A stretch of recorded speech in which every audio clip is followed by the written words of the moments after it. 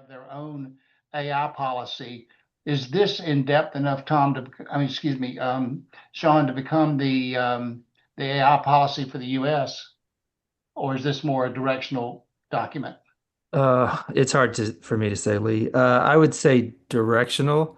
I think a lot of us are still trying to figure out what this could mean. I was talking to someone who was thinking about it like a state sales tax, where you need to understand how each state would be operating and factor that into your cost and pricing. But there's still a lot that I need to understand for sure. I'd love to hear from anyone else who's dug deeper. Ken, have you and your guys taken a look at that document yet? I have not because I saw it up there and again it's an executive order, not the law yet. And so we have to really be careful what we say is to follow. I don't know. What I've heard is that the people in the AI space, like the Sam Altmans and the Meta guys. And yesterday, the term popped up, and I want to throw this one out for debate. How long is an AI year now?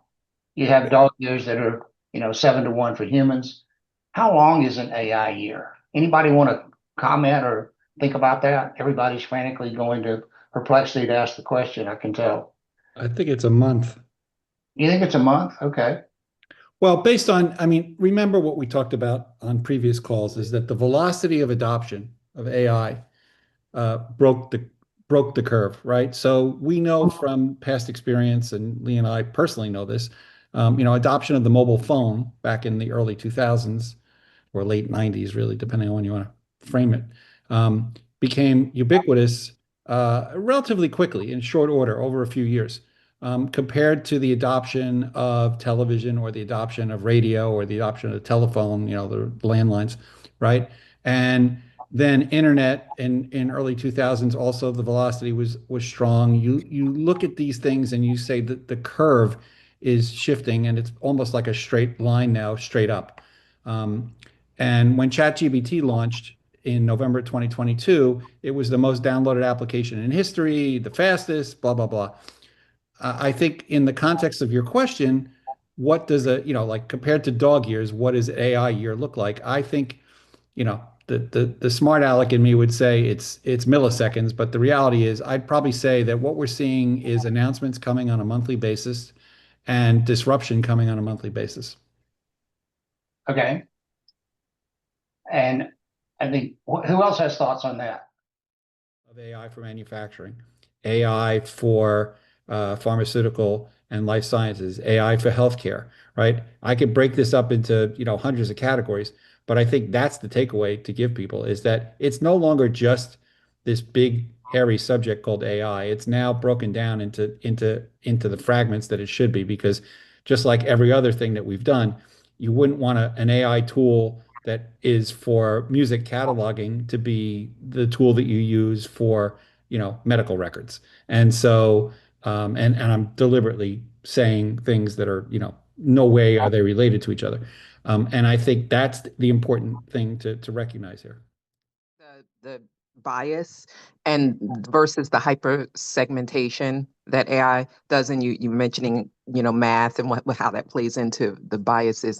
There's an expression online now that says the math ain't mathin'.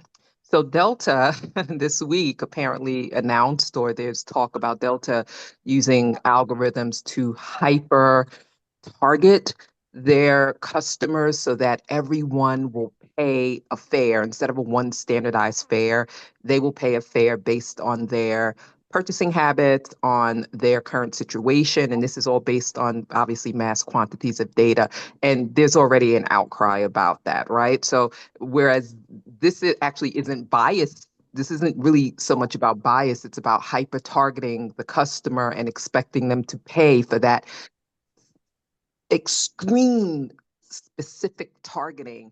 Cheaper than you can buy the ticket out of the US. And maybe there's a different way to buy it so you save money. Things like that. Ken, you got any thoughts on those? No, I think you encapsulated it pretty good. I think, again, it goes back to what everyone's perspective and it's recognizing that perspectives are going to continue to change. Yeah.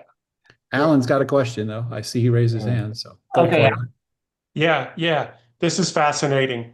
And I guess it goes to the privacy standpoint and the releasing of your own personal data and how much are you allowing to be used for training data.